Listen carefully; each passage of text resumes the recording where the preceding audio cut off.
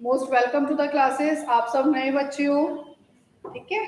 और रेगुलर रहो क्लासेस में, ऑफलाइन और ऑनलाइन, हालांकि दोनों मोड्स हैं, बट इट्स गुड कि अगर आप रेगुलर आते हैं। जो क्लासेस आपकी होती हैं, जैसे एवरी संडे है, तो आप हर संडे रेगुलरली आइए, ठीक है। टाइमिंग्स आपके मोस्ट प्रॉब्ली जो हरियाणा वाले बच्चे हैं उनका 10:30 से स्टार्ट होता है, और ग्वालियर का भी टाइम आगे पीछे एक आधा घंटा ऊपर नीचे होता है, और सेम बेसिस पर दोनों क्लासेस के टाइम होते हैं। इज इट क्लियर? तो मेरे साथ आपका जो है, जैसे मैं आपको एक तो आज की क्लास में एक तो ओवरव्यू दे देती हूँ कि आपके कौन कौन से सारे सब्जेक्ट्स हैं, because you are very fresh students, बहुत ही न्यू स्टूडेंट्स हो। आपको डीएलएड जेबीटी जो आप कर रहे हो, इसी के ही अलग अलग नाम है।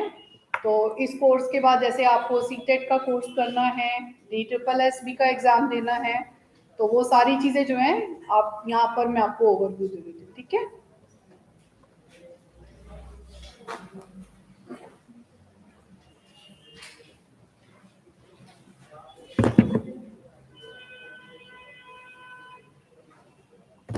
आपको बुक्स मिल गई बेटा ग्वालियर वाली? पेपर 1 निकाल लो अपना, childhood and growing up, development of children, ठीक है।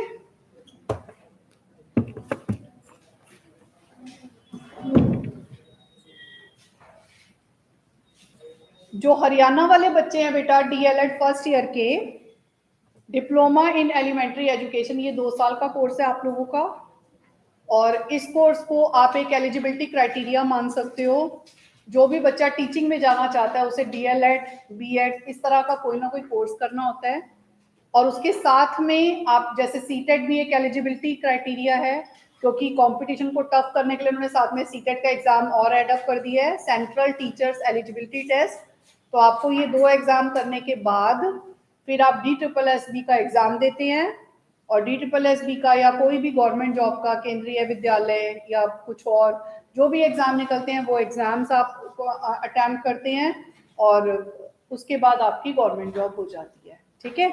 तो जो आपका ये 2 साल का कोर्स है, फर्स्ट ईयर वाले में आपके इसके जो एग्जाम होते हैं, एनुअल एग्जाम्स होते हैं, जून जुलाई में पेपर होता है, और ऑलमोस्ट इसी टाइम पर आपका जो सेशन है वो स्टार्ट हो जाता है। Is it clear? तो अब जैसे अभी आप नवंबर में आपसे स्टार्ट हो गई है क्लास, तो एवरी संडे ये टिल एग्जाम से पहले तक जो है चलती है। तो हर संडे को होती है, जिसमें पूरे सिलेबस की ओवरऑल गाइडेंस दी जाती है। संडे वाली क्लासेस में आपको इंग्लिश मीडियम, हिंदी मीडियम जो भी बच्चे हैं, सबके पास अपनी अपनी बुक्स हैं। आपको topic wise, page number wise सारी गाइडेंस दी जाएगी सारे सब्जेक्ट्स की। और आपका मीडियम कौन सा है बेटा? नहीं, ग्वालियर इंग्लिश मीडियम है। आपका तो हरियाणा है। अच्छा, ठीक है। तो इस तरह आपको बुक इंग्लिश मीडियम में मिल गई होगी ना, ठीक है। अतुल वाली बुक्स मिली हैं, ठीक है। तो इंग्लिश मीडियम, हिंदी मीडियम में बुक सबके पास अवेलेबल है, कोई प्रॉब्लम नहीं है। तो हम जो भी सिलेबस है उसको ओवरऑल गाइडेंस संडे की क्लासेस में प्रोवाइड करने की कोशिश करते हैं, ठीक है।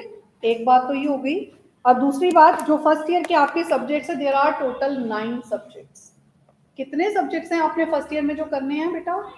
9 सब्जेक्ट्स हैं।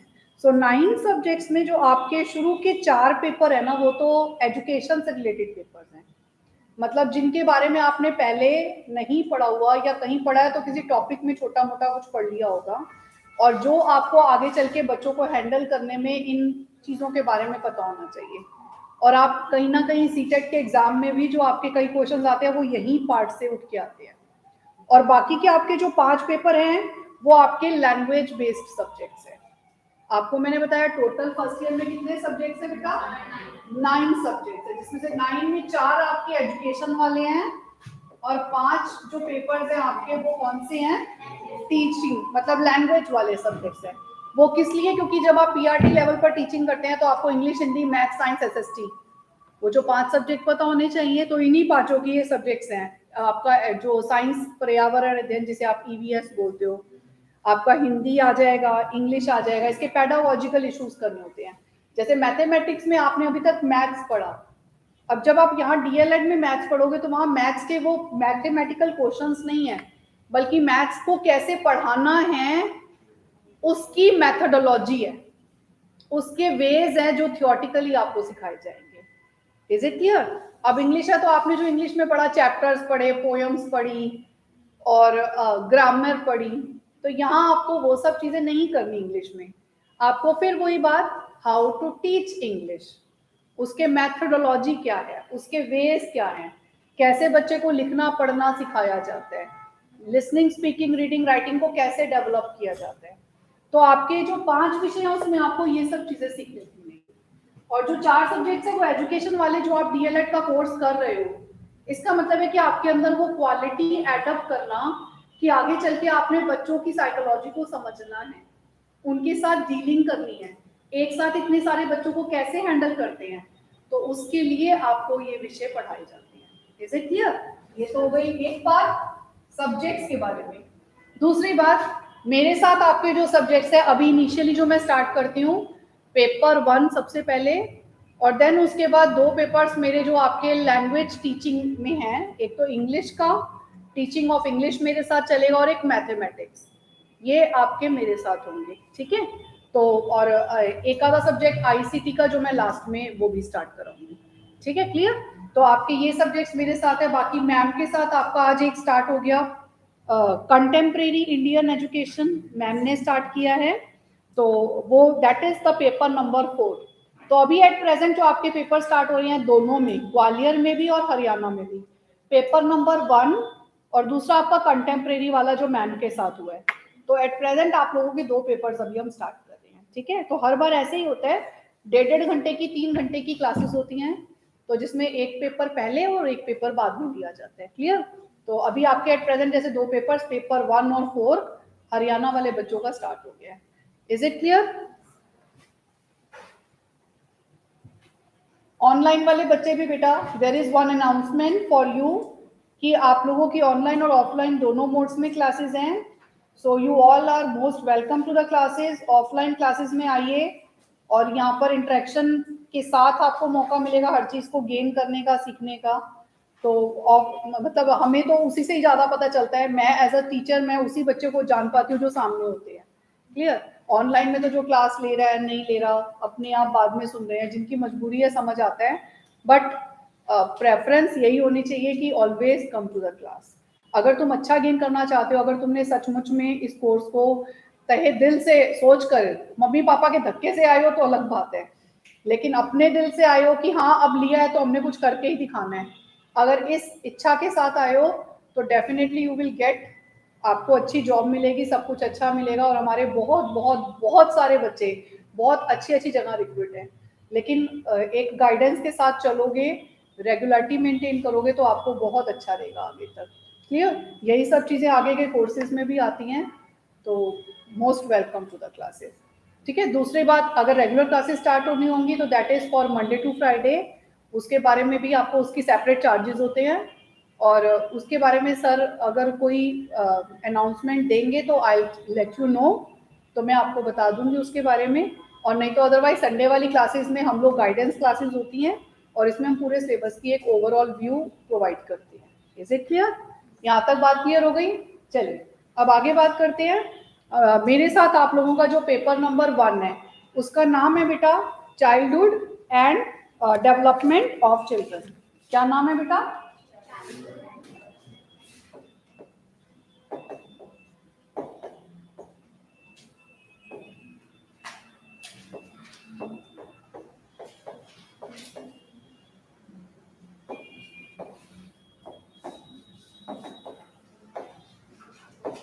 पेपर नंबर 1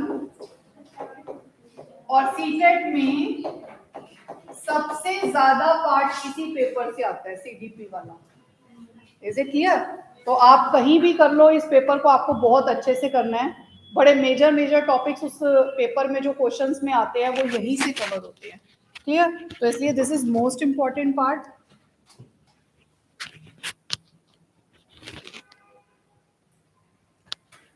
सबसे पहले हम इसका सिलेबस और इसके टॉपिक्स डिस्कस कर लेते हैं, then will start with the first unit, basic idea of the chapter. Is it clear? फिर हम वो करेंगे। सो आपका दोनों में ही बेटा childhood and development of children यही कोर्स है, यही कोर्स नेम है। तो यहाँ पर देखो देर आर टोटल, पहले हरियाणा वाले बच्चे देख लो, there are total 5 units in your book. आपकी जो बुक है उसमें टोटल 5 यूनिट्स हैं। अब आपको नेक्स्ट टाइम के लिए पता लग गया ना कौन सी बुक लेकर आनी है।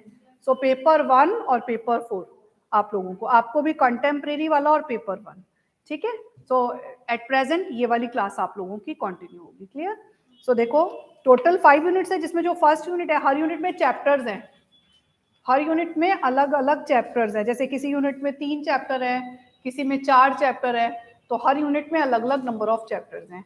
जैसे फर्स्ट यूनिट के अंदर बेटा आपके टोटल 3 चैप्टर्स हैं। फर्स्ट यूनिट में कितने चैप्टर्स हैं? 3 चैप्टर्स हैं।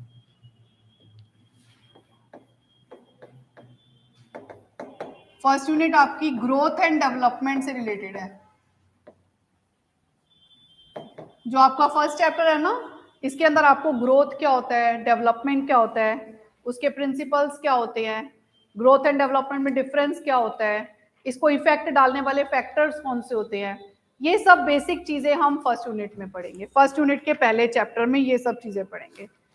फिर सेकंड चैप्टर में भी यहाँ पर आपका कि हम डेवलपमेंट को क्यों पढ़ रहे हैं, क्यों जरूरी है हमारे लिए, ये वही सब बातों के जवाब आपके पहले, दूसरे, तीसरे में क्या क्या बच्चों को स्टडी करने के मेथड्स होते हैं। जैसे हम एक टीचर के पास तो एक जनरल मेथड है ऑब्जर्वेशन मेथड। जैसे मैं अभी आज क्लास में आई हूँ तो मैं तुम्हारे सबके बिहेवियर्स को नोटिस कर रही हूँ, तो ये क्या है, इट्स कॉल्ड ऑब्जर्वेशन। आप किस तरह से बच्चे को ऑब्जर्व करते हैं एज अ टीचर। तो ऐसे ही और भी बहुत सारे मेथड्स होते हैं जिससे हम बच्चों को स्टडी करते हैं। तो वो सारे मेथड्स भी हम डिस्कस करेंगे बच्चों को स्टडी करने के। Is it clear? तो ये सारी चीजें तो हो गई आपकी बेटा पहली यूनिट में जो हमने बेसिकली पढ़नी है। दूसरी यूनिट आपकी किससे रिलेटेड है? Physical motor development. यूनिट 2 आपकी किससे रिलेटेड है?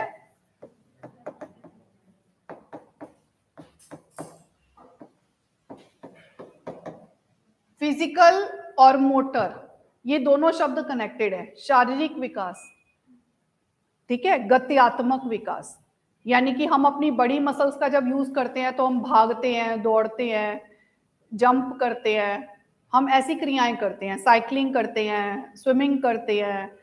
ये सब किससे रिलेटेड है? लार्ज मसल्स का यूज करते हैं।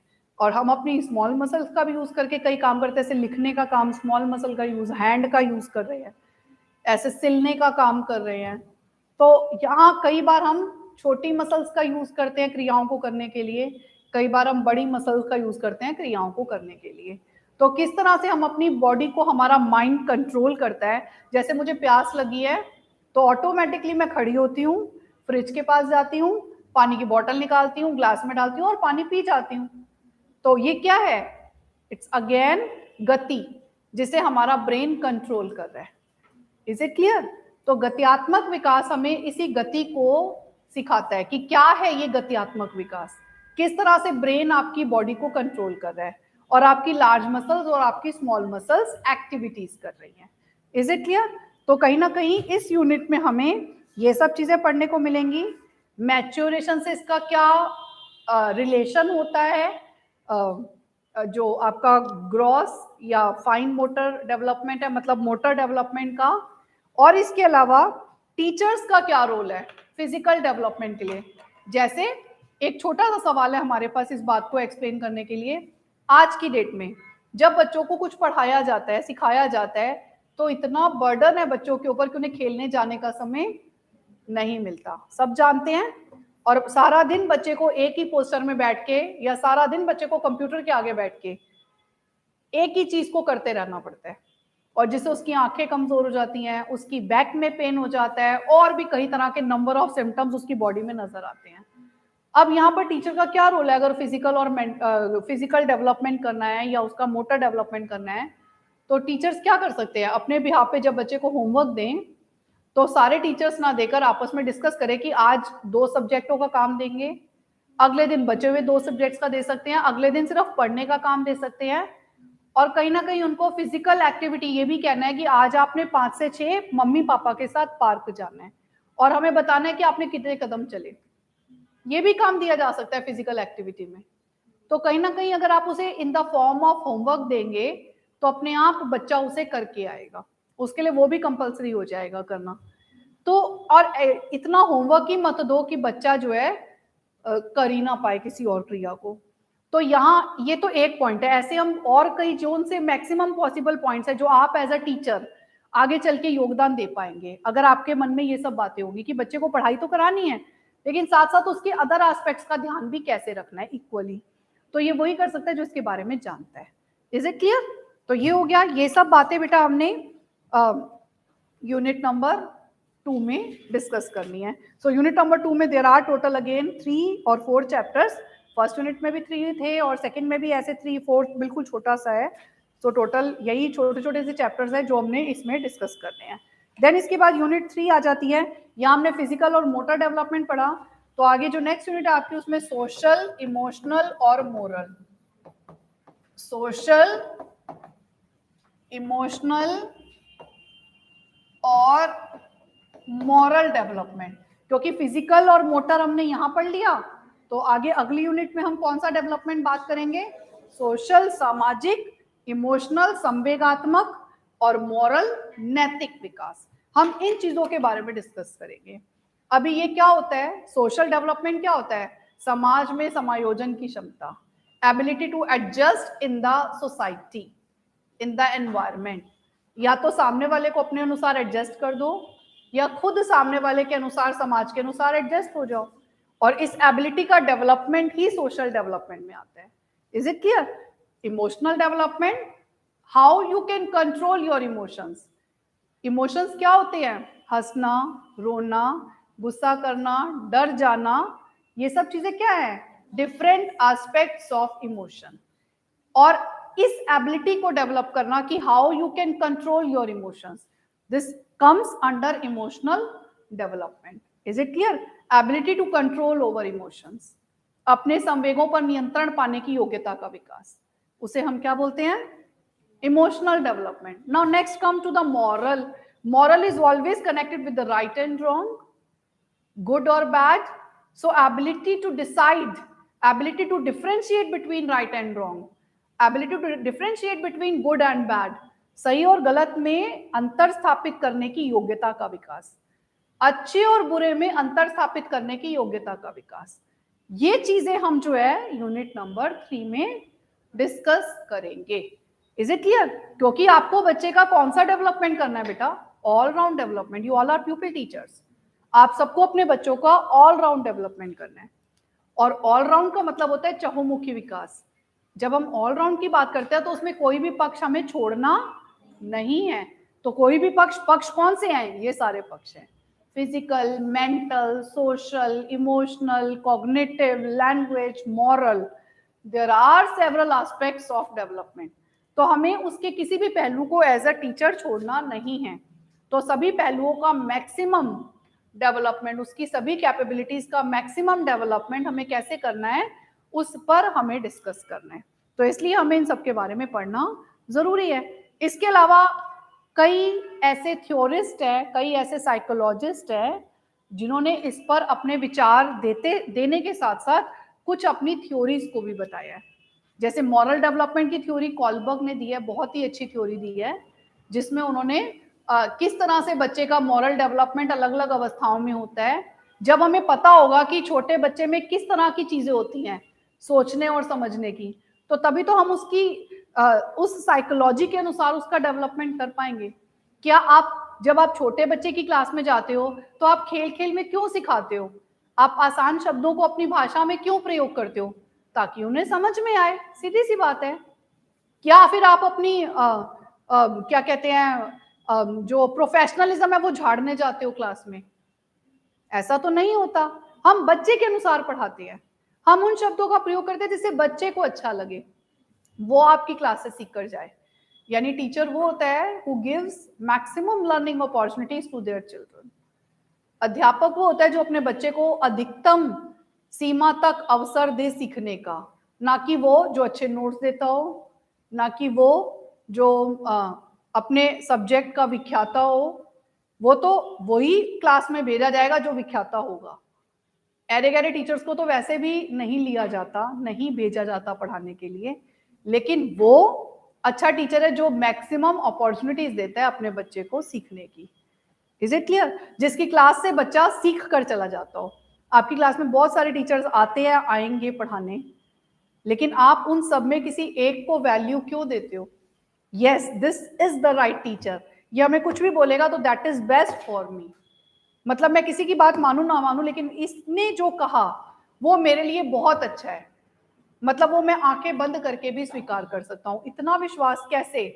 उसी डिफरेंस से। Is it clear? जो आपके लिए उस तरह का बेस्ट प्रोवाइड कर पाते हैं।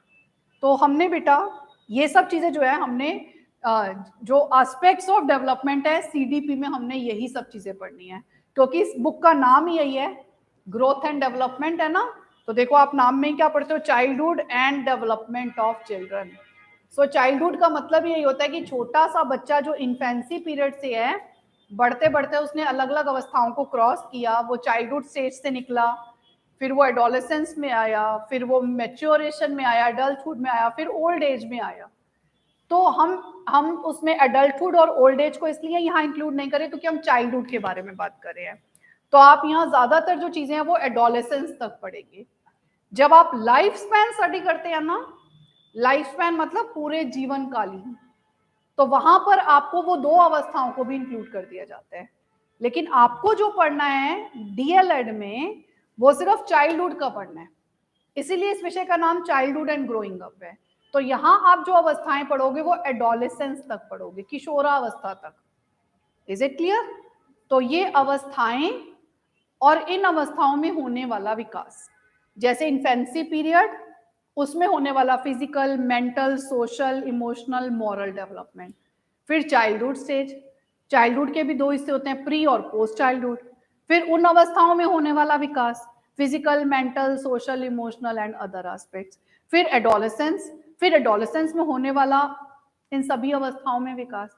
तो ये सब चीजें आप यहाँ पर डिटेल में सीखोगे, ताकि आपको हर एज के बच्चे को कैसे हैंडल करना है वो चीज समझ में आए, उनकी कैसी साइकोलॉजी होती है, उनके दिमाग में किस तरह के विचार चलते हैं, वो किस तरह से चीजों को सीखना चाहते हैं, उनकी समझ कितने शब्दों तक की होती है, ये सब चीजें हमें यहाँ सीखने को मिलेंगी। इसीलिए हमें ये विषय पढ़ाया जा रहा है। तो ये इस बात का जवाब हुआ why we are teaching this subject and why you are learning this subject. This is the need. Is it clear? अब ये तो हो गया हमारा थर्ड यूनिट, जहां पर हम थ्योरीज डिस्कस करेंगे और इन सभी टॉपिक्स के बारे में बात करेंगे, और there are total 5 chapters in this unit, और वहां हम इन्हीं सभी चीजों के बारे में डिस्कस करेंगे। Then come to the fourth unit. Fourth unit आपकी है बेटा, फिर ये थर्ड और अब फोर्थ है आपकी चाइल्डहुड। क्योंकि आपकी बुक चाइल्डहुड है तो इसलिए आपको इस टॉपिक पर सबसे ज्यादा डिस्कस करना है, क्योंकि हमें जो पढ़ाना है वो फर्स्ट क्लास से फिफ्थ और फिफ्थ से सिक्स्थ से एट्थ, पेपर 1 और पेपर 2, यही दोनों के ज्यादा बच्चों को पढ़ाना है। और उनका जो एज होता है वो चाइल्डहुड स्टेज में आता है, कवर अप होता है, ना तो इन्फेंसी में होता है और ना ही वो एडोलेसेंस में होता है। तो इसलिए हमें इस स्टेज को बहुत डिटेल में पढ़ना है। तो जो आपकी फोर्थ यूनिट है वो आपकी चाइल्डहुड वाली मतलब यूनिट है पूरी, वहां आपको अच्छे से बहुत डिटेल में इस अवस्था के बच्चों के जो भी डेवलपमेंट होता है, ग्रोथ होता है, गिफ्टेड चिल्ड्रन होते हैं, मेंटली रिटार्डेड होते हैं, अलग अलग तरह के बच्चे, उन सब के बारे में यहाँ आपको सीखने को मिलेगा। Then come to the fifth unit, that is context of socialisation.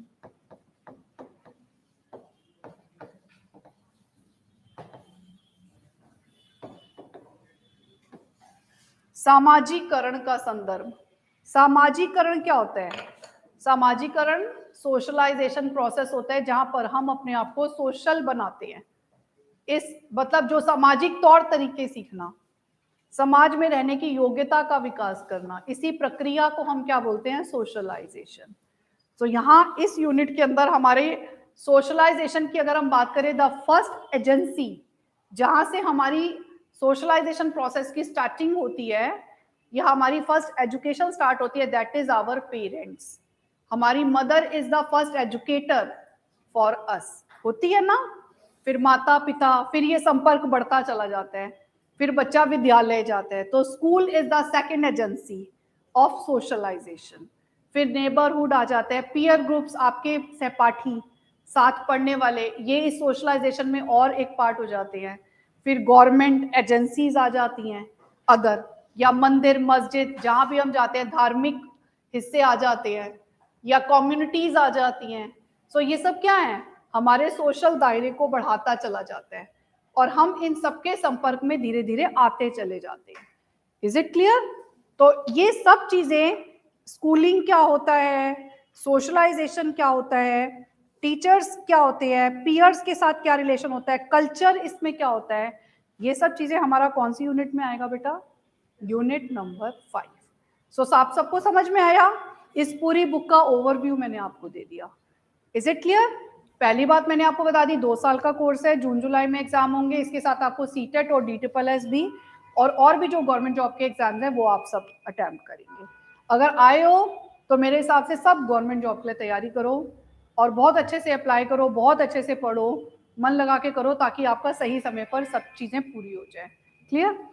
अगर शुरू से ध्यान देते हैं ना तो फिर अच्छे से होती हैं सब कुछ, क्योंकि फिर आप इसको आप सिर्फ अभी यहाँ DLED का एग्जाम क्लियर करने के लिए नहीं पढ़ोगे, आप इसको पढ़ोगे DSSS तक के लिए, क्योंकि इसका पेपर का नाम सीटेट में CDP के नाम से है और आगे DSSS में साइकोलॉजी के 100 क्वेश्चंस आते हैं, PRT में 100 सवाल आते हैं सिर्फ इसी विषय से। तो वो 100 क्वेश्चंस आप तभी कर पाएंगे जब आप शुरू से इस पर ध्यान देंगे। Is it clear? यस।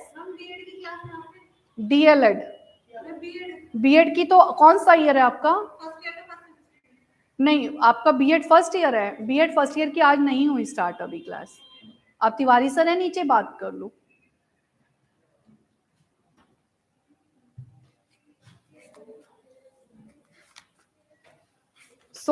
ये सब हमने डिस्कस किया। इसके साथ ही शुरू करते हैं यूनिट नंबर 1 से। सभी बच्चे बेटा बुक ओपन करनी हो तो कर लेना। क्वेश्चन नंबर 1 से हम स्टार्ट कर रहे हैं। इंग्लिश मीडियम और हिंदी मीडियम दोनों में ही पेज नंबर 1, दोनों में ही पेज नंबर 1। ठीक है, पहला क्वेश्चन नोट करना हो करना, नहीं तो वैसे मैं जो करवा रही हूँ क्वेश्चंस मैं बताती जाती हूँ साथ साथ ही। ठीक है, question number 1 is what is growth and development, what is the difference between growth and development, and what are the principles of growth and development। पहला क्वेश्चन क्या है बेटा? what is, explain the concept of growth and development। ठीक है, समृद्धि और विकास से आप क्या समझते हो? हिंदी वाले बच्चे, समृद्धि और विकास से आप क्या समझते हो? दोनों में क्या अंतर है? और समृद्धि और विकास के सिद्धांतों का वर्णन करो।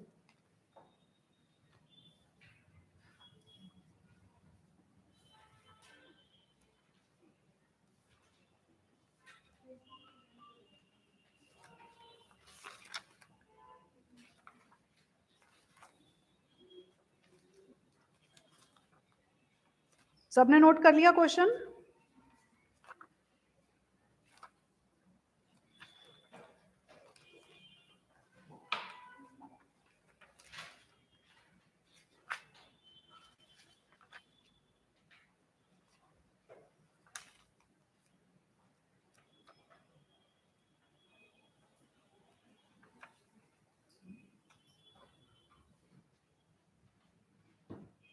इस क्वेश्चन को करने से पहले ना बेटा मैं आपको एक चीज बता देती हूँ, ये आप नोट कर लेना।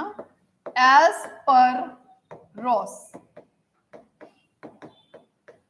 स्टेजेस ऑफ डेवलपमेंट, विकास की अवस्थाएं। डेवलपमेंट को मैं शॉर्ट में DEVT, ठीक है, विकास की अवस्थाएं कौन कौन सी बताई हैं इन्होंने, ये आपको एंड तक पता रहनी चाहिए जो आपने पढ़नी है।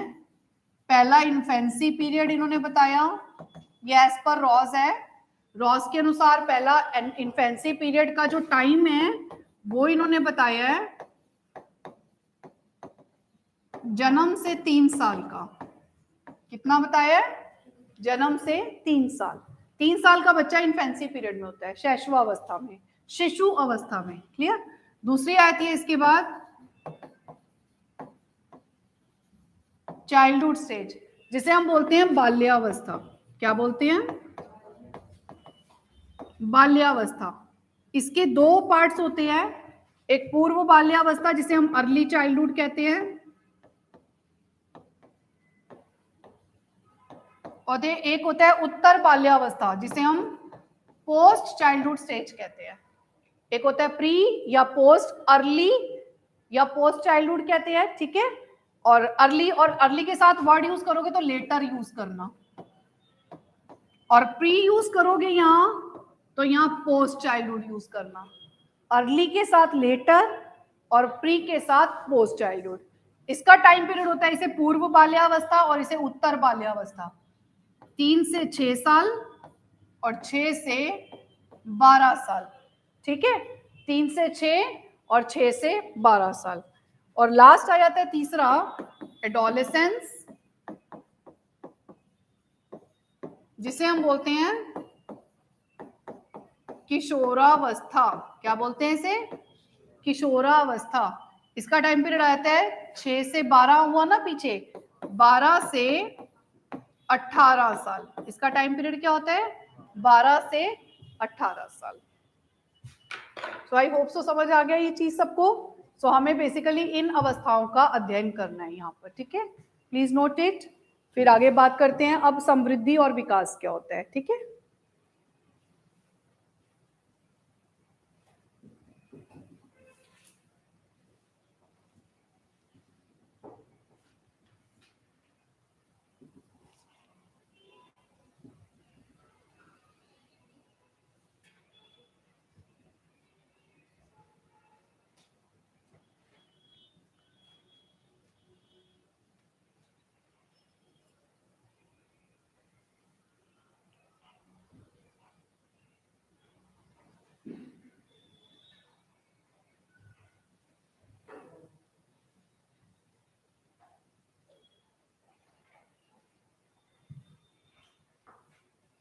Everybody it's clear everything? जितना हमने अभी तक एक बेसिक व्यू लिया, समझ आ गया? मेरा पर्पस यहाँ पे आपको बिल्कुल भी कोर्स खत्म करने का नहीं है, याद कराने का है। So try to learn the things, basic चीज़ें जो हमेशा दिमाग में रहें। पढ़ाई को पढ़ाई समझ के नहीं, हमेशा ऐसे समझ के करो कि ये बातें हैं जीवन की, और अगर हम इन्हें याद कर लेंगे तो हम कभी भी कहीं पे मात नहीं खाएंगे। ऐसे सीखना चाहिए। क्लियर? समझ आ गई ये चीजें? अब आगे नेक्स्ट आ जाते हैं, ग्रोथ और डेवलपमेंट। देखो बेटा, पहले ग्रोथ के बारे में डिस्कस करते हैं, जिसे हिंदी में क्या बोलते हैं? समृद्धि। क्या बोलते हैं? समृद्धि। इसका अर्थ होता है बेटा बढ़ना या फैलना। क्या मतलब होता है इसका? बढ़ना या फैलना। स्प्रेड और इंक्रीमेंट। क्या मतलब होता है? स्प्रेड और इंक्रीमेंट। तो always it is concern with the physical aspect. इसका जो संबंध होता है वो किसके साथ होता है बेटा?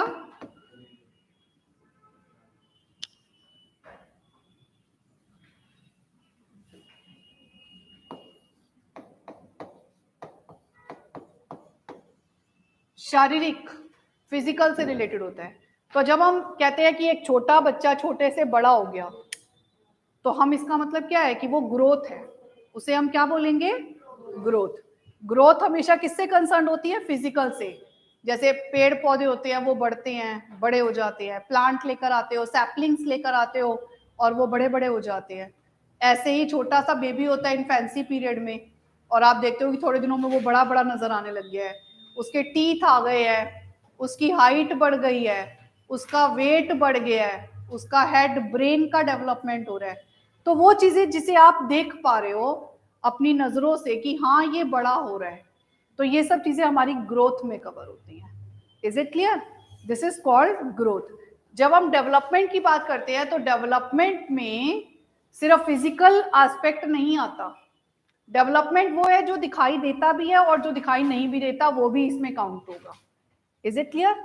तो डेवलपमेंट में वो सारे एस्पेक्ट्स आते हैं, चाहे वो फिजिकल हो, चाहे वो मेंटल हो, चाहे वो सोशल हो, चाहे वो इमोशनल हो। तो सारे के सारे पहलुओं को कवर करता है डेवलपमेंट, जबकि ग्रोथ जो है वो सिर्फ शारीरिक पहलू को कवर करता है। Is it clear? ये पहला पॉइंट समझ आ गया। ग्रोथ किसे कहते हैं?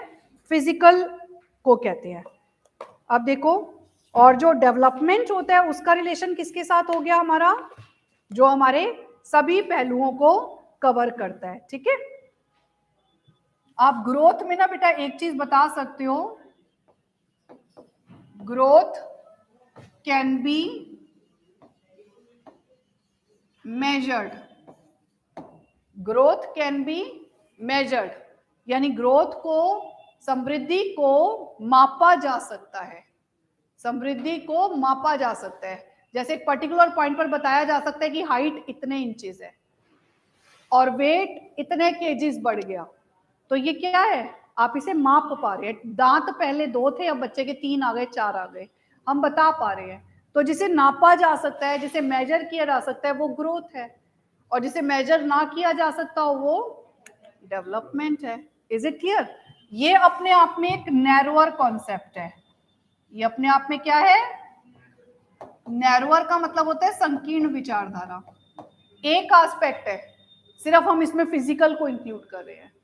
तो ग्रोथ जब भी नाम आएगा तो आप इसे सिर्फ फिजिकल के साथ कंसीडर करेंगे, इसलिए इसे एक संकीर्ण विचारधारा, नैरोअर टर्म बोला जाता है। और जबकि जो डेवलपमेंट होता है वो इसके अपोजिट में क्या हो जाएगा, एक ब्रॉडर कॉन्सेप्ट। अब यहीं पे अगर मैं डेवलपमेंट को भी साथ बता दूं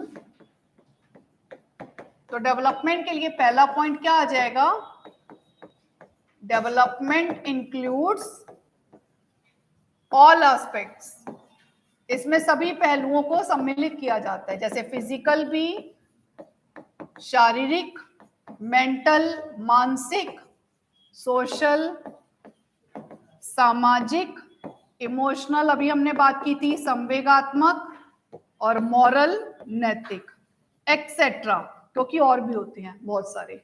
तो इसमें हम सभी पहलुओं को सम्मिलित करते हैं विकास के। Is it clear? So growth can be measured, यहां पे it can not be measured. Is it clear? ये नैरोअर है तो ये क्या है, ब्रॉडर है। तो आपको यहाँ पे अर्थ भी समझ में आ गया और आपको यहाँ पे डिफरेंस की फॉर्म में भी क्लियर हो गया। Is it clear? ये तो हो गए 3 पॉइंट्स। ये हमारे कितने पॉइंट्स हो गए डिफरेंस के बेटा? 1, 2 और 3 पॉइंट्स हो गए। अब चौथे पे चलते हैं। यहां तक बात क्लियर हुई? अब चौथे की बात करते हैं। आगे करूं? पहले समझा देती हूँ, फिर एक साथ नोट कर लेना। 2 मिनट रुक जाओ, ठीक है? चौथा पॉइंट, अगर हम ग्रोथ और डेवलपमेंट की बात कर रहे हैं, ग्रोथ और डेवलपमेंट, चौथे पॉइंट पर आ जाते हैं। तो जब हम ग्रोथ की बात करते हैं तो इट इज ओनली क्वांटिटेटिव। ये सिर्फ किससे रिलेटेड होता है? क्वांटिटेटिव।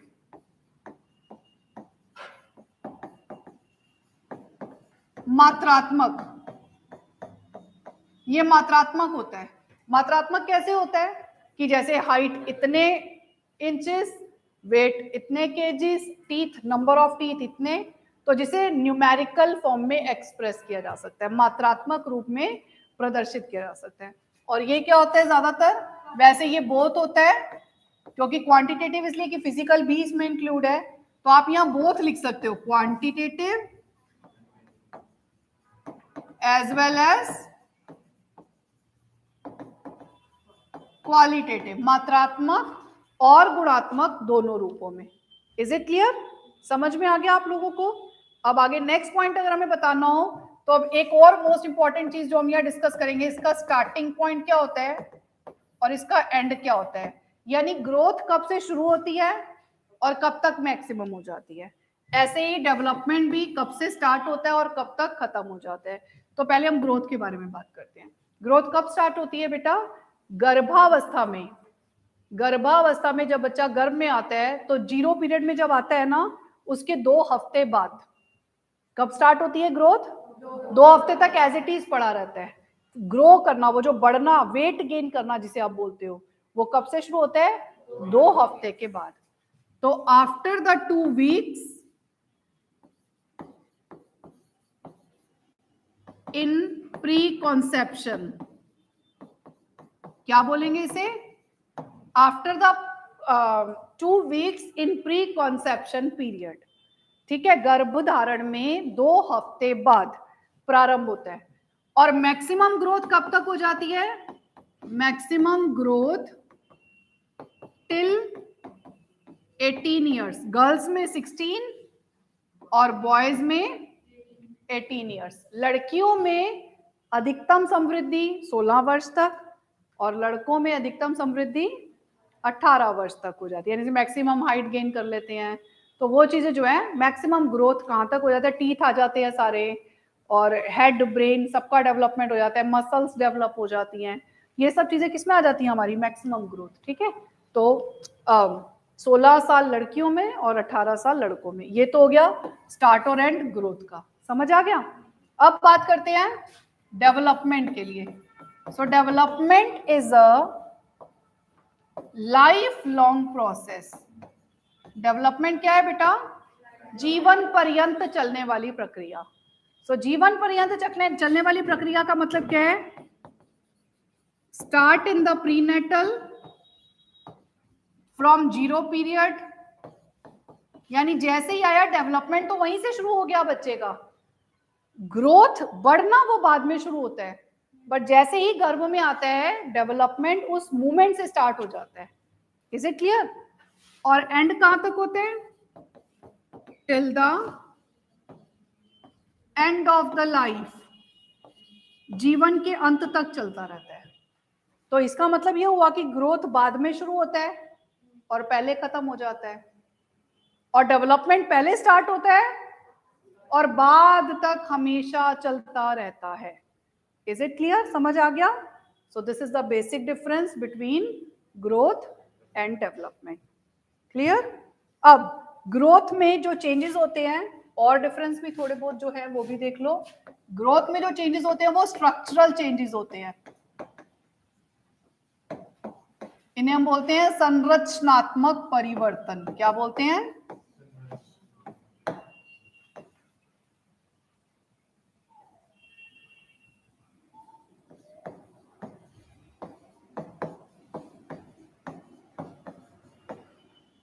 स्ट्रक्चरल चेंजेस का मतलब क्या होता है, बॉडीली चेंजेस। जैसे छोटा बच्चा, उसकी शक्ल अलग होती है, थोड़ा सा बड़ा होता है तो अलग होती है, बचपन के बाल अलग होते हैं, जब उसको गंजा करा देते हैं, फिर जब अपने बाल आते हैं दोबारा बार बार कटवाते हैं, हमेशा बाल चेंज होते रहते हैं। ठीक है, तो ये क्या है, स्ट्रक्चरल चेंजेस, बॉडी के स्ट्रक्चर में चेंज आता है। और जब हम इसकी बात करते हैं तो इसमें कौन सा चेंजेस होते हैं, फंक्शनल चेंजेस। कौन से चेंजेस होते हैं, इन्हें हम बोलते हैं बेटा हिंदी में क्रियात्मक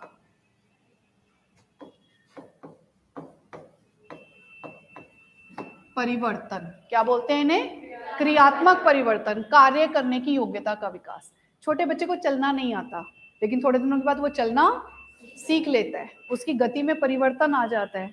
पहले उसे बोलना नहीं आता, लेकिन बाद में उसे बोलना आ जाता है। तो टीथ का आना तो ग्रोथ है, ठीक है, मिल टीथ आ रहे हैं, परमानेंट टीथ आ रहे हैं, ये सब ग्रोथ में है। और आवाज मिली है, ग्रोथ है। आवाज बदल रही है, ग्रोथ है, क्योंकि आप उसे मेजर कर रहे हो। लेकिन उस आवाज का यूज करके आप भाषा सीख रहे हो, नए नए शब्द सीख रहे हो, ये डेवलपमेंट है। Is it clear. Functional changes, leg मिले हैं, लेग बढ़ रहे हैं, ये ग्रोथ है। लेकिन लेग का यूज करके चलना सीख रहा है, ये डेवलपमेंट है। इज इट क्लियर, समझ में आया सब लोगों को। सो this is the basic difference between growth and development.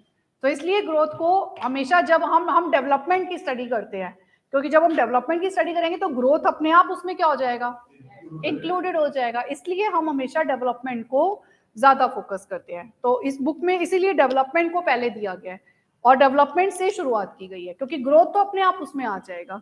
अब देखो बेटा, डेवलपमेंट की एक डेफिनेशन दी है पेज नंबर 4 पर आपका, और हिंदी और इंग्लिश मीडियम में देखो पहले ग्रोथ की भी डेफिनेशन दी हुई है। एक मिनट, पहले इंग्लिश मीडियम वाले बच्चे देखना पेज नंबर 1 पर देखो दिया हुआ है, by growth we means physical changes. तो ये मैंने ऑलरेडी बता दिया, the changes that take place in any part of the body known as growth. समझ आया, शरीर के किसी भी हिस्से में अगर कोई परिवर्तन नजर आता है तो उसे हम ग्रोथ बोलते हैं। क्लियर। अब देखो ग्रोथ, एक डेफिनेशन इसमें फ्रैंक की दी हुई है, the changes that occur in any physical aspect are known as growth. तो चाहे लाइन को ऐसे नहीं ऐसे, कान को ऐसे नहीं ऐसे पकड़ लो, घुमा के पकड़ लो, पर उसका मतलब वही रहेगा। इज इट क्लियर कि फिजिकल चेंजेस, फिजिकल एस्पेक्ट, उसको हम ग्रोथ कहते हैं। आगे देखो, और डेवलपमेंट की अगर हम बात करें तो डेवलपमेंट में जैसे हरलॉक की डेफिनेशन भी दी हुई है और जसिल्ट टेलफोर्ड और स्यूरे की भी डेफिनेशन दी हुई है, पेज नंबर 3 पर देखो बेटा। हिंदी मीडियम में पेज नंबर 4, इंग्लिश मीडियम में पेज नंबर 3। सबसे ऊपर ही देखो डार्क लेटर्स में नजर आ जाएगी, दिख गई सबको डेफिनेशन डेवलपमेंट की। विकास शब्द का अर्थ उन जटिल प्रक्रियाओं से होता है जिसमें निषेचित अंडे से एक परिपक्व व्यक्ति का उदय होता है, यानी वही from the zero period in pre conception period till the end of the life. Is it clear? तो एक मतलब कहां से शुरुआत कर रहा है? निषेचित अंडा, मतलब जो वो गर्भ में आया, और वहां से एक मेच्योर पर्सन, और एक मेच्योरिटी अटेन करने में पूरी लाइफ भी कम है, यकीन मानो। Is it clear? तो ये क्या है? Till the end of the life. Is it clear? तो this is called as development. समझ आ गया? इंग्लिश में भी देखो, development refers to the complex set of processes. इसे कॉम्प्लेक्स क्यों कहा है? क्योंकि इसे स्टडी करना कोई आसान बात नहीं है, एक व्यक्ति के पूरे जीवन का अध्ययन करना पड़ रहा है, और जो इसे अध्ययन करेगा सोचो उसकी भी उम्र होनी चाहिए, एज होनी चाहिए एक, और हम किसी एक पूरे व्यक्ति के पूरे जीवन को देख पाए उसके लिए पहले हमें अपनी एज कितनी भगवान से लिखवा के लाना पड़ेगा। तो क्या एक व्यक्ति के पूरे जीवन को एक पूरा व्यक्ति अध्ययन कर सकता है? इसे करने के लिए कितने लोगों की जरूरत है? यानी हर कोई व्यक्ति जो है अलग अलग एज को, यानी अगर कोई जैसे कहते हैं बच्चों का डॉक्टर होता है तो वो बच्चों का ही होता है, अगर कोई बड़ों का डॉक्टर होता है तो कोई बड़ों का होता है, कोई हार्ट स्पेशलिस्ट होता है तो कोई हार्ट का ही होता है। ऐसे ही अध्ययन करने वाले भी, कोई अगर इन्फेंसी पीरियड को अध्ययन करता है तो वो सिर्फ इन्फेंसी को ही करता है, कोई अगर चाइल्डहुड स्टेज का अध्ययन करता है तो वो सिर्फ चाइल्डहुड का ही करता है, कोई आगे अगली अवस्था का करता है तो वो सिर्फ एडोलेसेंस पे ही करता है। Is it clear? तो इसीलिए उन्होंने से क्या कहा है? Complex set of processes involved in the emergency of a mature functioning organism from a fertilized ovum। तो कैसे fertilized ovum से एक mature functioning में convert हो जाता है, functional changes जो हमने अभी डिस्कस किया था, तो that is called as development। सबको समझ आ गया? आगे देखो, अगला जो क्वेश्चन मैंने आपको बताया, difference between growth and development. English medium में पेज नंबर 4 पे देखो बेटा, मिल जाएगा, डिफरेंस दिए हुए हैं ना सारे, पेज नंबर 4 पर ये सारे पॉइंट्स हमने डिस्कस कर लिए हैं, मैं एक बार आपको बता देती हूँ फिर भी। और हिंदी मीडियम में पेज नंबर 5 पर देखो मिल गया, difference between growth and development. जितना मैंने समझाया पेज नंबर 5 और 4 तक दोनों में कवर अप हो गया। सबको समझ आती है ये वाली बात? क्लियर? अब देखो, जैसे मैंने बताया डिफरेंस ऑफ मीनिंग, दोनों के अर्थ का डिफरेंस बता दिया। दूसरा, continuity of growth and development, growth कहां तक चलता है? 16 और 18 ईयर्स तक। Development is a life long process which continues till the end of the life। is it clear? तीसरा difference, relationship between growth and development क्या होता है? ग्रोथ में size of the body increase होता है और डेवलपमेंट में फंक्शनल चेंजेस आते हैं। यही रिलेशन क्या होता है? ग्रोथ को पढ़ेंगे तो डेवलपमेंट समझ आएगा, और डेवलपमेंट में ग्रोथ को भी इंक्लूड करना पड़ता है। Is it clear? फिर ब्रॉडर और नैरोअर टर्म का डिफरेंस मैंने बता दिया, फिर क्वांटिटेटिव और क्वालिटेटिव का बता दिया, और measurement of growth and development बता दिया। उसके बाद चेंजेस इन पर्टिकुलर एस्पेक्ट, तो ग्रोथ में पर्टिकुलर एस्पेक्ट में बॉडी के चेंज होते हैं, जबकि डेवलपमेंट में बिहेवियर में चेंज आता है। यस बेटा, ब्रॉडर और नैरोअर का मतलब होता है कि जो ग्रोथ है वो नैरोअर टर्म में स्टडी किया जाता है, संकीर्ण विचारधारा है, जबकि डेवलपमेंट में ग्रोथ इंक्लूड है ऑलरेडी, तो इसलिए डेवलपमेंट को हम एक ब्रॉडर टर्म बोलते हैं। इज इट क्लियर? एक विस्तृत विचारधारा बोलते हैं जिसमें बहुत कुछ है पढ़ने के लिए। समझ आ गया? सो ये हो गया हमारा पेज नंबर 5 और 6 तक खत्म हो गया। Clear? This is the first question, define growth, define development and what is the difference among the two terms. Clear? अगले क्वेश्चन पर आते हैं, general principles of growth and development. General principles of growth and development. समृद्धि और विकास के सामान्य सिद्धांत। समृद्धि और विकास के सामान्य सिद्धांत, या सिर्फ विकास के सामान्य सिद्धांत, क्योंकि विकास में ही समृद्धि भी सम्मिलित होता है। पेज नंबर 6 पर हिंदी मीडियम में और पेज नंबर 5 पर इंग्लिश मीडियम में। अब आप भी देखो बेटा, आपके पास अतुल की, मेरे पास 2 बुक्स हैं एक्चुअली इंग्लिश मीडियम में भी, जो पहले आती थी आपका। एक मिनट आप मुझे अपनी बुक दिखाओगे जरा? एक मिनट, ये वाली बुक है ना? यही वाली है? एक मिनट जरा इसमें देखो, पेज नंबर पेज नंबर 3 पर दिया हुआ है, give the principles of growth and development दिया हुआ है। तो देखो आपकी बुक के हिसाब से question number 1, what do you mean by childhood, समझ आ गया, ये सारी अवस्थाएं मैंने बता दी, कॉन्सेप्ट। उसके बाद question number 2, difference between growth and development, समझ आ गया। Now come to the question number 3, principles of growth and development, जो हम अभी डिस्कस कर रहे हैं। क्लियर? सो यहां तक हमारा कवर हो रहा है। Now talk about principles of growth and development. Principles उन नियमों, उन सिद्धांतों को कहते हैं जिसे सामान्यतः ग्रोथ और डेवलपमेंट में फॉलो किया जाता है। जब भी किसी भी ह्यूमन बीइंग का, किसी मनुष्य का ग्रोथ और डेवलपमेंट होता है, तो उसमें इन सिद्धांतों को उल्टा नहीं किया जा सकता। जैसे अगर दांत निकलते समय बारी है, मतलब टीथ निकलने की बारी है, तो पहले फ्रंट टीथ ही निकलेंगे। क्या दुनिया में कोई ऐसा बच्चा हुआ है जिसके पहले दांत निकल गई हो, बाद में फ्रंट टीथ निकले हो? ऐसा हो सकता है? नहीं हो सकता। या किसी के परमानेंट टीथ पहले आए हो, वो टूटे हो, बाद में मिल्क टीथ निकले हो। तो ये क्योंकि सीक्वेंस है, पहले मिल्क टीथ ही निकलेंगे, फिर वो टूटेंगे, फिर परमानेंट टीथ ही निकलेंगे। ये बदला नहीं जा सकता नियम, समझ आ गया? So this is called, exceptions are always there, but general principles हमेशा वही होते हैं जो हमेशा फॉलो होते हैं। इज इट क्लियर? तो ये जनरल प्रिंसिपल्स में पहला प्रिंसिपल है प्रिंसिपल ऑफ कॉन्टिन्यूटी। पहला प्रिंसिपल क्या है?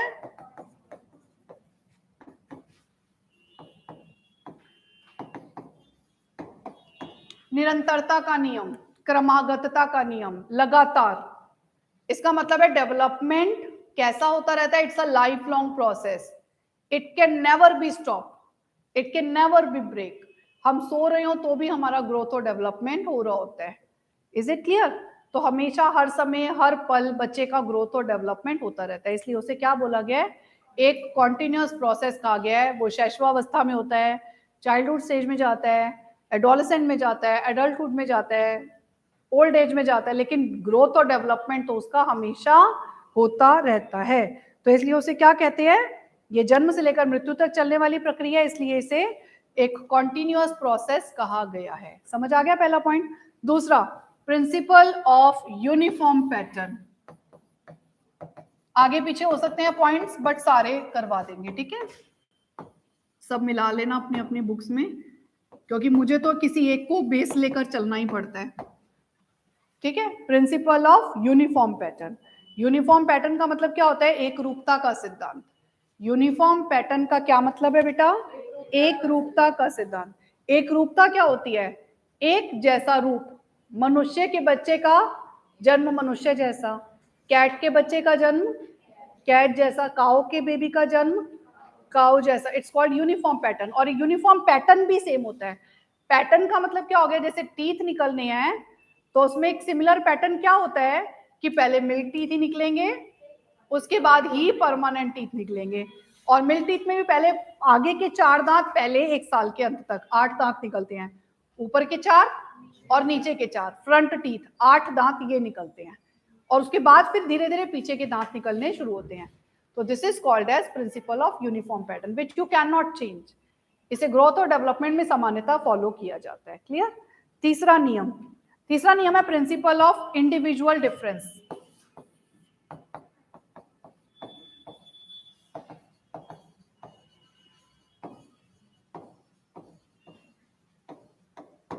प्रिंसिपल ऑफ इंडिविजुअल डिफरेंस, वैयक्तिक भिन्नता का नियम। वैयक्तिक भिन्नता, इसका मतलब है कोई भी दो लोग एक जैसे नहीं होते। हमने दुनिया में, हम अपनी क्लास में ही अभी बैठे हुए हैं, तो हम कोई भी बच्चा एक जैसा नहीं है। और क्लास छोड़ो, हम पूरी दुनिया में ही देखते हैं कि कहीं पर भी दो लोग एक जैसे नहीं होते। जो ट्विंस भी होते हैं ना, दो, उनमें भी फर्क होता है, उनमें भी ट्रेड्स का, क्वालिटी का, उनके एनवायरनमेंट का फर्क होता है, जिसकी वजह से दो लोगों का ग्रोथ और डेवलपमेंट कभी भी एक जैसा नहीं हो सकता। और आप ये भी कह सकते हो इंडिविजुअल डिफरेंस में कि कोई जल्दी चलना सीख जाता है, कोई जल्दी बोलना सीख जाता है। तो हर एक का इंडिविजुअल डिफरेंस अलग अलग होता है, हर एक के फैक्टर्स अलग अलग होते हैं, हर एक का एनवायरनमेंट अलग अलग होता है, जिसकी वजह से कोई भी दो लोग एक जैसे नहीं हो सकते। तो सबका ग्रोथ और डेवलपमेंट अलग अलग होता है। समझ आ गया? नेक्स्ट आ जाता है principle of joint product of heredity and environment.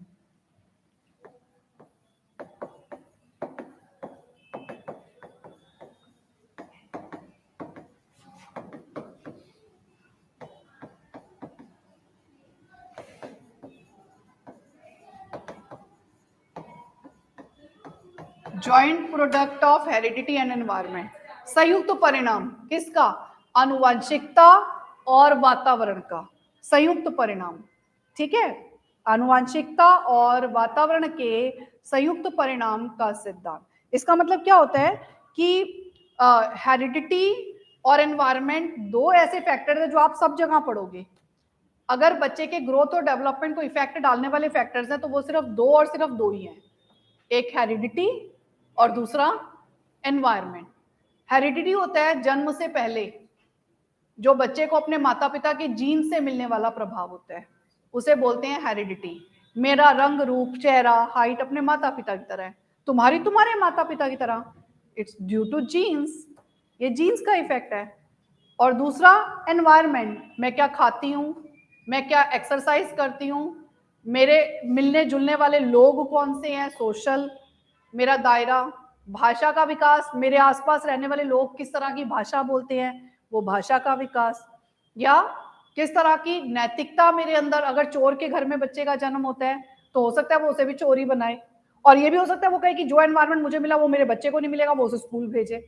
दोनों तरह की चीजें हो सकती हैं। तो उसका इफेक्ट उसके एनवायरनमेंट पर पड़ेगा कि नहीं पड़ेगा? पड़ेगा ना। तो जो ये इफेक्ट होता है इसे हम एनवायरनमेंट बोलते हैं। इज इट क्लियर? जो बाहर से प्रभाव डाले वो एनवायरनमेंट, इज इट क्लियर? और जो जीन्स से इफेक्ट डाले अंदर वो हेरिडिटी, इज इट क्लियर? तो ये दोनों का जॉइंट जो प्रभाव होता है उसी से बच्चे का ग्रोथ और डेवलपमेंट होता है। आप सभी के ऊपर अपने अपने हेरिडिटी और अपने अपने एनवायरनमेंट दोनों का कंबाइंड इफेक्ट है, जिसकी वजह से हम सब अलग अलग नजर आते हैं। इसलिए इसे क्या कहा जाता है? Joint product. Is it clear? दोनों का मिला जुला प्रभाव। नेक्स्ट आ जाता है प्रिंसिपल ऑफ टोटल डेवलपमेंट। अगला पॉइंट क्या है? टोटल। टोटल डेवलपमेंट का मतलब समझते हो क्या होता है बेटा? टोटल का मतलब होता है कुल, समग्र। समग्र का मतलब क्या होता है? जिसमें सभी पहलू सम्मिलित होते हैं। समग्र का मतलब क्या होता है? जिसमें सभी पहलू सम्मिलित होते हैं। तो सभी पहलुओं का मतलब क्या होता है? जैसे हमने अभी पढ़े, इसके बहुत सारे पहलू हैं जो हमारे दूसरे तीसरे यूनिट में हम सीखेंगे। Physical, mental, social, emotional, motor, moral, ये सब पहलू। तो जब हम डेवलपमेंट की बात कर रहे हैं तो हम सिर्फ फिजिकल की बात नहीं कर रहे, हम किसकी बात कर रहे हैं? टोटल। सम टोटल मतलब यहां हम प्लस कर देंगे सबको, हम इन सबको डिटेल में पढ़ेंगे। Plus mental, plus social, plus language, plus moral, plus and so on. आगे और भी वो भी एस्पेक्ट्स इसमें इंक्लूड हो जाएंगे। इसलिए हम जब प्रिंसिपल ऑफ टोटल डेवलपमेंट का मतलब है कि हम उसके सभी पहलुओं का अध्ययन करेंगे, किसी को भी छोड़ेंगे नहीं। Is it clear? अगला आ जाता है principle of maturation and learning. Next principle क्या है?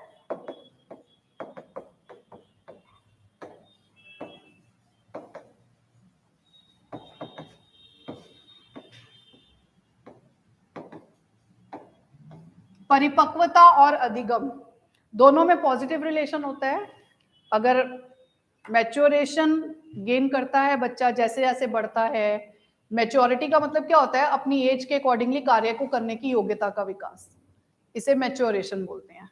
तो जैसे जैसे आप बढ़ते हो तो वैसे वैसे आप कामों को और अच्छा परफॉर्म करते हो। जैसे एक छोटा बच्चा जब भागता है तो वो बार बार गिरता है, लेकिन जैसे जैसे वो मैच्योरिटी गेन करने लगता है वैसे वैसे वो भागना अच्छा सीख जाता है। लेकिन अगर आप उसे लर्निंग के लिए भी साथ साथ कोचिंग लगवा दो तो उसकी यही रनिंग जो है अपनी क्लास में और बच्चों से शायद और अच्छी हो जाए और परफेक्ट हो जाए। Is it clear? लेकिन मैच्योरेशन तो चाहिए ना। एक छोटा बच्चा उतना जल्दी नहीं सीखेगा, लेकिन जिसको भागना आ गया है वो और ज्यादा अच्छे से, अगर उसको हम सिखा रहे हैं, कोचिंग दे रहे हैं, तो वो और अच्छे से सीखेगा। तो कहीं ना कहीं मैच्योरेशन और लर्निंग में कैसा रिलेशन हो गया? पॉजिटिव। तो अगर बच्चा मैच्योरेशन सही गेन करता है तो लर्निंग का भी उस पर अच्छा प्रभाव पड़ता है, वो लर्निंग भी अच्छी सीखता है। तो ये होता है प्रिंसिपल ऑफ मैच्योरेशन। और मैच्योरेशन किस वजह से होता है? ग्रोथ और डेवलपमेंट की वजह से होता है। हमारी एज, कई बच्चों का क्या होता है, बड़े तो हो गए 18 साल 19 साल के, लेकिन मैच्योरेशन गेन नहीं किया। दिखा है ऐसे बच्चों को? वो बिल्कुल बच्चों जैसा बिहेव करते हैं। क्यों करते हैं? क्योंकि वो मैच्योरिटी गेन नहीं कर पाए। तो मैच्योरेशन के साथ साथ लर्निंग का पॉजिटिव रिलेशन होता है। Is it clear? समझ आ गया? अब आगे नेक्स्ट आ जाता है principle of developmental direction.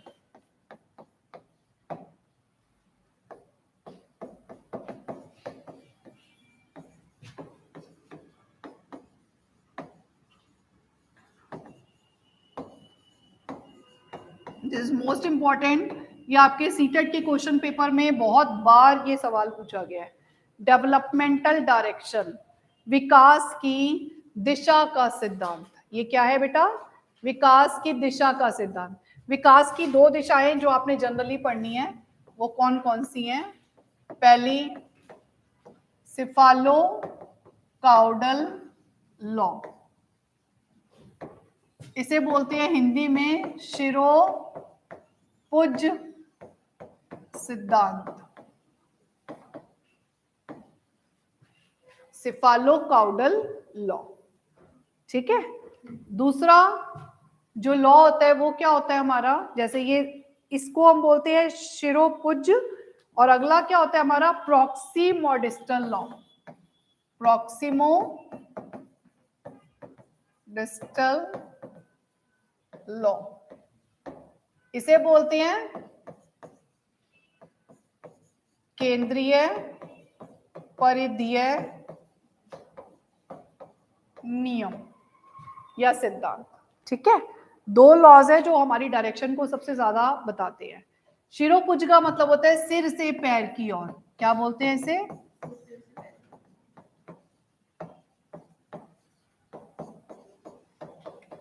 From head to toe, from head to toe. और ये क्या होता है? फ्रॉम सेंटर टू आउटर, केंद्र से बाहर की ओर। जब हम इस वाले लॉ की बात करते हैं तो ये लॉ जो है ना, वो कंसेप्शन पीरियड से रिलेटेड है। ये लॉ कौन सा होता है?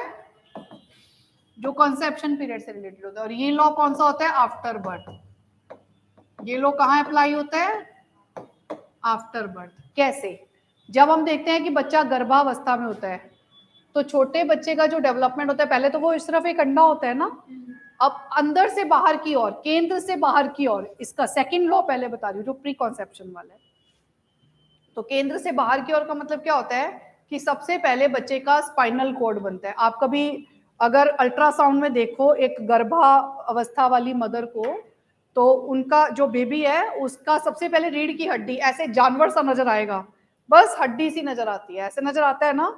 फिर उसका हार्ट बीट, अंदर के हार्ट बनेगा, लंग्स बनेंगे, अंदर वाले पार्ट बनते हैं। और ये जो स्किन और नेल्स, ये सब तो सबसे आखिरी में बनते हैं, बाल, ये सब चीजें।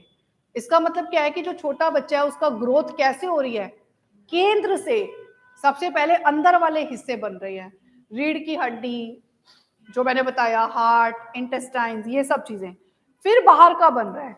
तो ये क्या है? केंद्र से बाहर की ओर। इस लॉ को क्या बोलते हैं बेटा? प्रॉक्सिमोडिस्टल लॉ। ऐसा हो ही नहीं सकता कि पहले बाहर बने अंदर बाद में बनेगा। ढांचा बाहर का पहले बन जाए और अंदर, उसके अंदर जो पार्ट्स लगाने हैं वो बाद में लगेंगे, नहीं होता है ऐसे। Is it clear? This is called as proximodistal law. समझ आ गया? केंद्र से बाहर की ओर। और दूसरा नियम शिरोपुज क्या होता है? सिर से पैर की ओर। कभी छोटे बच्चे को ना जमीन पे लिटा दो पैदा होने के बाद, जैसे पैदा होता है, तो आप देखोगे कि पहले तो वो बिल्कुल मूव नहीं हो पाता। हमें ना छोटे बच्चे के हेड को संभाल के रखना होता है। छोटे बच्चे का हेड बिल्कुल हमें संभाल के, कि वो इधर उधर ना जाए, क्योंकि छोटे बच्चा अपना गर्दन भी नहीं संभाल पाता, और सबसे ज्यादा जरूरी होता है उसकी गर्दन को संभालना, क्योंकि गर्दन के साथ हमारी स्पाइनल कॉर्ड अटैच होती है, तो इसलिए हमें उसको ध्यान से भी रखना होता है। तो जब आप छोटे बच्चे को देखोगे ना, उल्टा लिटाओ से थोड़े दिनों के बाद आप देखोगे कि वो अपनी गर्दन को धीरे धीरे उठाने लग गया। छोटा बच्चा सबसे पहले अपनी गर्दन संभालना सीखता है। कभी भी आप देखो, बिल्कुल पैदा हुए बच्चे की गर्दन आपको संभालनी पड़ रही है, लेकिन थोड़े टाइम के बाद जब आप उसे गोदी में ले रहे हो तो आप उसे सिर्फ पीठ पे हाथ लगा रहे हो तो वो अपनी गर्दन को संभाल पा रहे हैं, और थोड़े टाइम के बाद और ज्यादा संभालने लग जाता है। और फिर जब आप देखते हो तो वो अपने आप को, फिर आपने उसे उल्टा लिटाया बेड पे, तो वो अपने आप को अपलिफ्ट करेगा ऐसे हाथों से, बार बार अपने आप को ऊंचा उठाएगा, खड़े होने की कोशिश करता है। तो वो क्या है कि वो सिर से अब पीठ की तरफ आ गया, पीठ की तरफ अपने आप को स्ट्रॉन्ग बनाने की कोशिश कर रहा है। फिर आप देखोगे कि 8 महीने का बच्चा, आपने बहुत सारे पिलोज लगाए, वो बैठने लग गया, मतलब उसने बैठना सीख लिया। लेकिन आप पिलोज लगाते हो, कभी वो इधर लुढ़कता है गेंद की तरह, कभी उधर लुढ़कता है, करता है ना ऐसे। फिर उसके बाद आप देखते हो थोड़े दिनों में वो क्रॉलिंग करने लगा, वो अपनी जगह से, आप बच्चे को सुलाओगे कहाँ, वो घूमता हुआ कहाँ पहुंच जाता है। तो आपको बच्चे का ध्यान रखना पड़ता है बहुत ज्यादा। और साथ साथ क्रॉलिंग भी करता है, घुटने के बल, सीधा खड़े होके नहीं चलेगा बच्चा। शुरू में कैसे चलता है, पहले तो बैठ बैठ के चलेगा, टांगे घिसट घिसट के चलेगा, क्रॉलिंग करेगा, तो आपको उसे पलंग से नीचे उतारना पड़ जाता है तब उस अवस्था में कि कहीं ये पलंग से नीचे ना गिर जाए, क्योंकि बहुत बच्चों के यहाँ पकोड़े बन जाते हैं, बार बार गिर जाते हैं, होता है ना। और फिर थोड़े दिनों के बाद आप देखते हो कि जब उसने क्रॉल करना सीखा तो टेबल के आसपास वो सारा दिन पकड़ पकड़ के उसको धीरे धीरे खड़ा होने की कोशिश करता है, तब भी टेबल बहुत बार लगता है। और धीरे धीरे करके वो पहले टेबल को पकड़ के चलना, फिर उंगली पकड़ के चलना, और फिर उसके बाद बिना सहारे के चलना सीख जाता है। ये कौन सा लॉ था, सिर से पैर की ओर। यानी जब बच्चे का ग्रोथ और डेवलपमेंट हुआ, किसी भी बच्चे ने ये नहीं किया कि चलना पहले सीखा, पैदा होते ही भागना मम्मी मम्मी मम्मी, और बाद में सर संभालना सीख रहे हैं, ऐसे तो कभी नहीं हो सकता। तो हमेशा पहले सिर से और फिर पैर की ओर ग्रोथ और डेवलपमेंट होता है। इज इट क्लियर, समझ आ गया। तो ये दोनों लॉस क्लियर हो गए।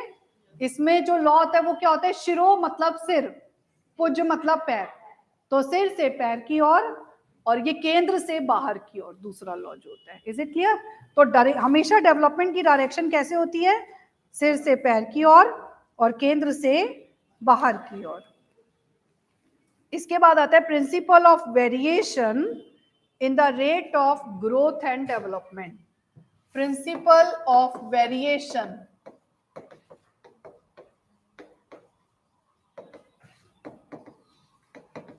in the rate of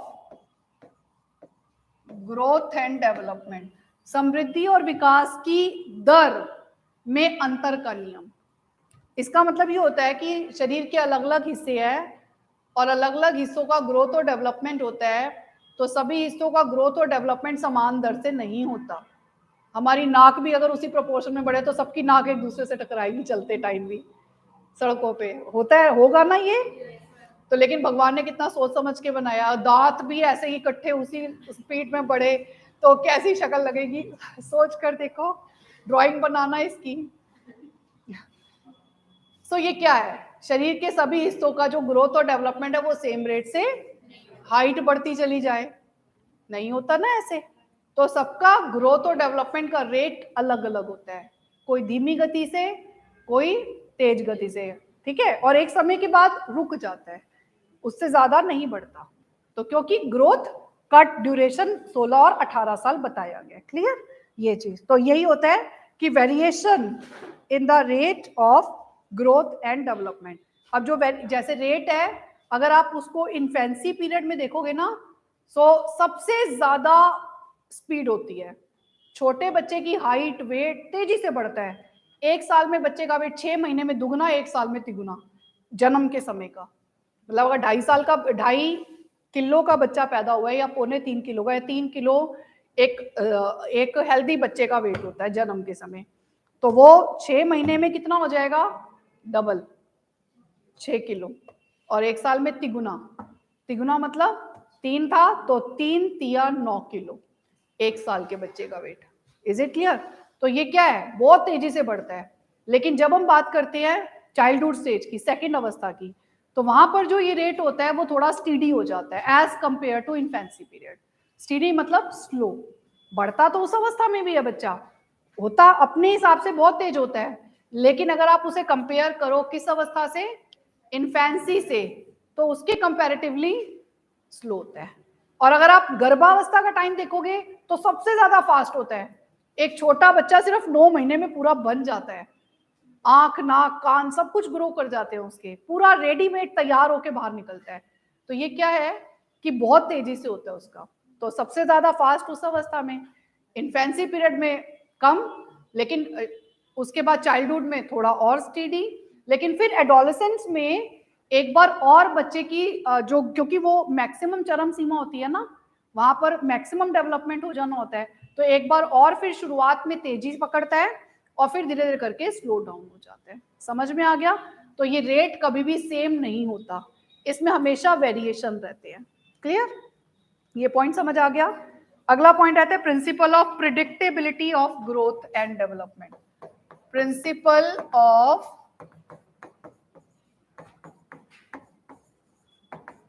predictability. Predictability का मतलब होता है अंदाजा लगाना, इसका मतलब है भविष्यवाणी का सिद्धांत। इसका मतलब है कि क्या, एक सवाल पूछा जाए कि क्या ग्रोथ और डेवलपमेंट का अंदाजा लगाया जा सकता है, तो आंसर क्या देंगे? यस, लगाया जा सकता है। कैसे? आप जब छोटे बच्चे के वैक्सीनेशन के लिए जाते हो तो वो एक डाइट चार्ट होता है ना, एक बुकलेट पूरी बनती है वैक्सीनेशन के लिए, और हर बार वहां वेट हाइट लिखा जाता है, और पहले से इतना ग्रो कर रहा है, इसका मतलब नॉर्मल है बच्चे का रेट। तो डॉक्टर बता देगा कि अगर इसका इसी रेट से नॉर्मल रहा तो आगे भी इसका नॉर्मल रहेगा, ग्रोथ और डेवलपमेंट। तो वो प्रिडिक्ट करते हैं ना, अंदाजा लगाते हैं, क्योंकि प्रीवियस के बेस पर आगे का अंदाजा लगाया जा सकता है। तो yes, growth and development can be predicted. Is it clear? अगला आ जाते हैं principle of development from general to specific. Principle of development from general to specific, इसका मतलब है सामान्य से विशिष्ट की ओर। सामान्य से विशिष्ट की ओर का मतलब क्या होता है? जब बच्चा शुरू में कोई कार्य करता है तो अपने पूरे शरीर को इस्तेमाल करता है, लेकिन बाद में वो स्पेसिफिक उसी हिस्से का प्रयोग करता है जिस हिस्से का प्रयोग करने से वो क्रिया हो सकती है। जैसे अगर छोटे बच्चे के हाथ में पेन पकड़ा दिया जाए लिखने के लिए, तो वो पेन को ऐसे पकड़ के लिखेगा। छोटे बच्चे को कभी देखा है? ऐसे पकड़ के लिखता है। और बड़े बच्चे को थोड़ा सा बड़ा होता है, उसकी फिंगर्स डेवलप हो जाती हैं, तो फिर वो पेन को ऐसे पकड़ के लिखना शुरू कर देता है। ऐसे ही छोटे बच्चे के हाथ में अगर बॉल पकड़ाई जाए तो वो पूरा ऐसे करके पकड़ेगा बॉल को। कभी ध्यान दो, पूरी बाजुओं में ऐसे पकड़ेगा जैसे बॉल उससे भी बड़ी है, ऐसे पकड़ता है ना। लेकिन थोड़े टाइम के बाद वो एक हाथ, दोनों हाथों से पहले पकड़ेगा, फिर थोड़े टाइम के बाद जब वो बॉल को संभालेगा तो फिर एक हाथ से पकड़ के वैसे ही फेंकना शुरू कर देगा। तो ये क्या है? General to specific. पहले होल बॉडी का यूज करना और बाद में स्पेसिफिक उसी हिस्से का यूज करना जिससे वो क्रिया हो पाती है। फिर प्रिंसिपल ऑफ इंटीग्रेशन, अगला क्या है? एकीकरण का सिद्धांत। इसका मतलब क्या होता है कि एकजुट होकर हम कोई क्रिया करते हैं तो अपने शरीर के सभी हिस्सों का प्रयोग करते हैं उस क्रिया को करने के लिए। यानी ब्रेन यूज हो रहा है ना, तो भूख लग रही है, प्यास लग रही है, अपने आप खड़े हो रहे हैं, ऑटोमेटिकली फ्रिज से पानी निकाल रहे हैं और पी रहे हैं। तो क्या कर रहे हैं? पूरा सब कुछ प्रयोग कर रहे हैं। इज इट क्लियर? ये नहीं कहते हाथ यहीं बैठा रहे, उसका काम नहीं है, बाकी हिस्सा जाके काम करके आ जाएगा वापसी में। तो इंटीग्रेट करते हैं ना बॉडी को, एक साथ मिलकर पूरा शरीर उस काम को करने में अपनी एनर्जी लगाता है ना, it's called integration. Is it clear? हमेशा इंटीग्रेट होके काम करते हैं। That's it. बस इतने पॉइंट्स आप करेंगे, एक पॉइंट इसमें और करेंगे, बाकी अगर कोई पॉइंट हो तो काट देना। Principle to think from concrete to abstract. Principle to think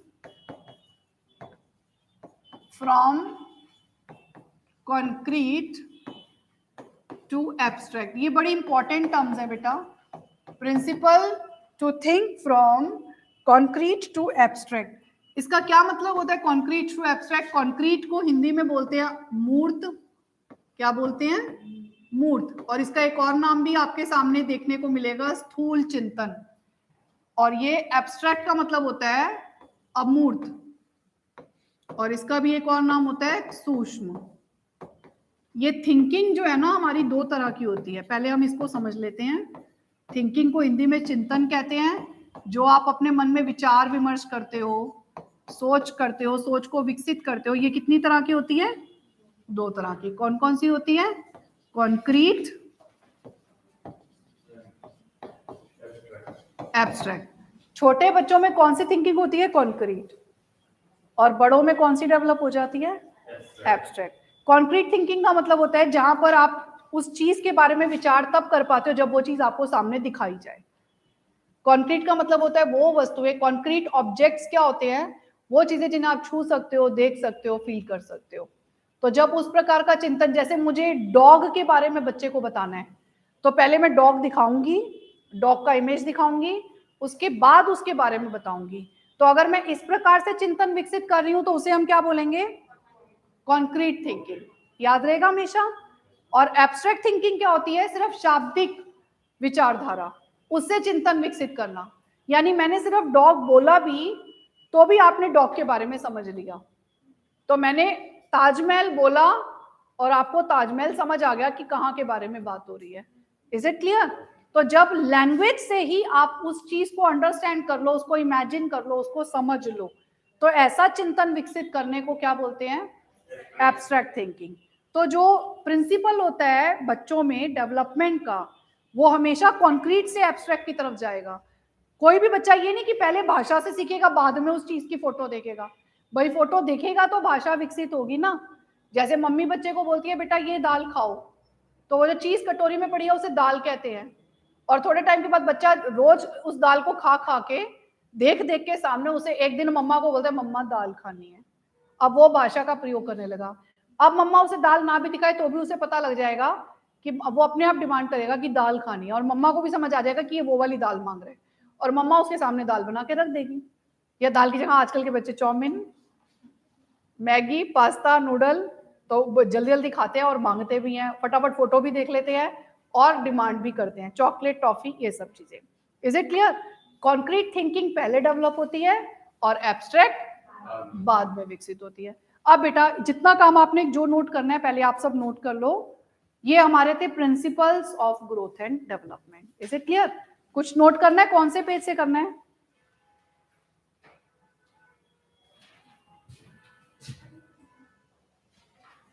देखो ये कर लिया था, आगे बढ़ जाऊं? ये कर लिया था, आगे बढ़ जाएं? हाँ कर लो। नहीं हट नहीं रहा।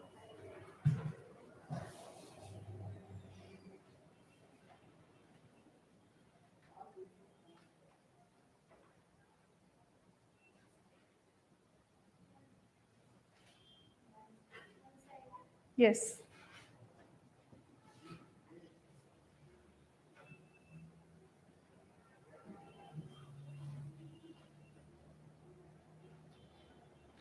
आज की क्लास सबको समझ आई बेटा अच्छे से? Okay good.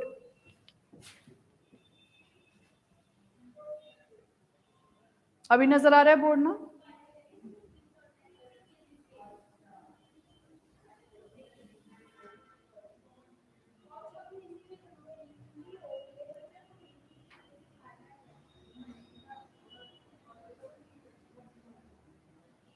आज आपकी क्लास 10:30 से स्टार्ट हुई थी ना, so it's from 10:30 till 1:30।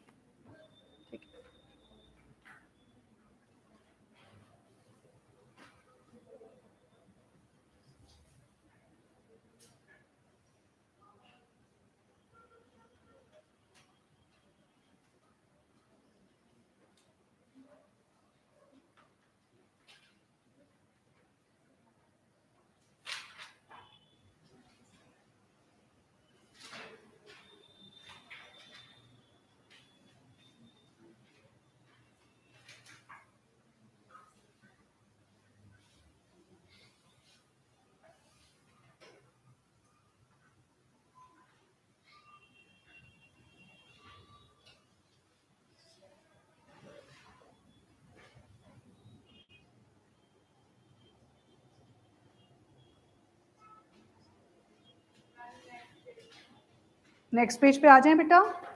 Okay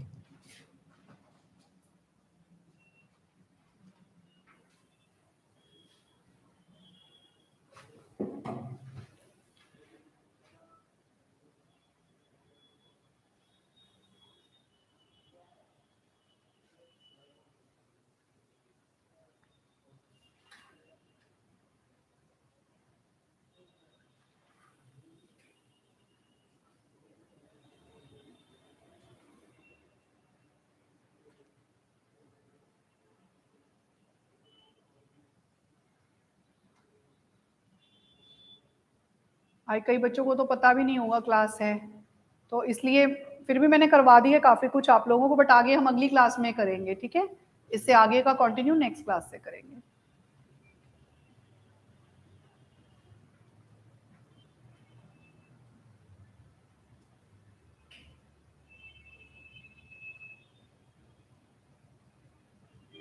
बेटा ग्वालियर वाले जो बच्चे, आपने उतना पढ़ना है प्रिंसिपल तक, 3 क्वेश्चंस आपने पढ़ लेने आज, ठीक है?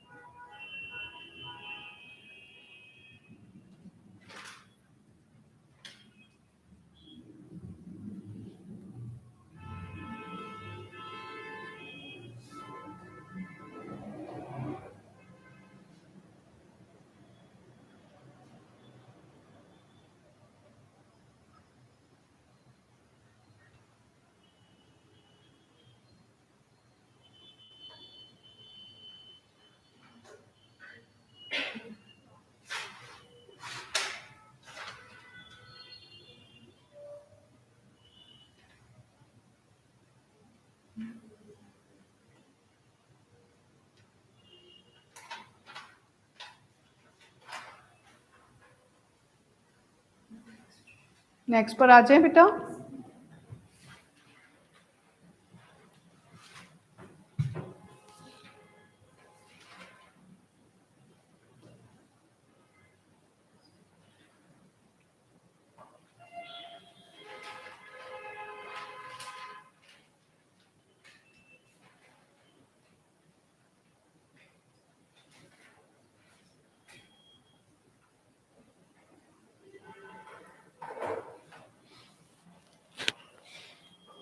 आगे करूं?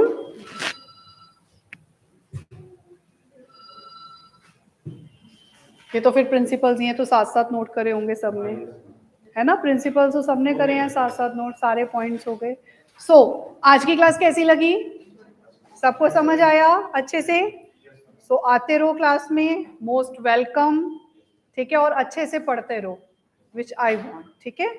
माई सेल्फ मिसेस रचना चोपड़ा, ठीक है? और रेगुलर रहो क्लासेस में, ओके बेटा? ऑनलाइन वाले बच्चे भी बेटा, you are most welcome to the classes. Sunday को नेक्स्ट वीक अगर आना चाहते हो तो 10:30 से 1:30 की क्लास है। बाय बाय बेटा।